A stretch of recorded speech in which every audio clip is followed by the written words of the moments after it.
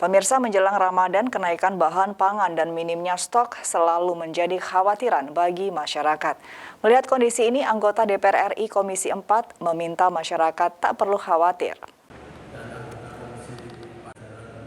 Pernyataan untuk tak panik saat menjelang puasa ini disampaikan oleh Wakil Ketua Komisi 4 DPR RI Deddy Mulyadi saat mengunjungi dan mengecek langsung stok pangan di Gudang Bulog Randu Garut Kamis lalu.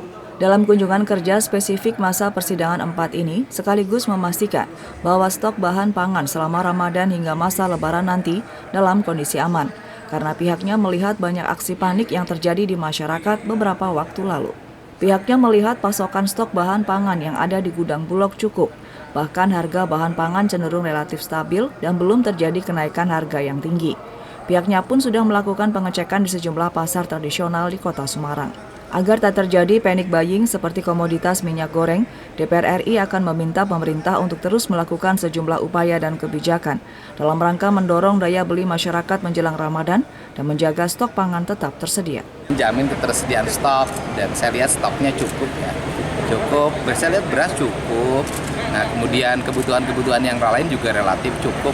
Ya sudah tenang aja, jangan berebut lagi di pasar. Dan pasarnya juga relatif, saya lihat tidak terlalu sesak. Relatif landai.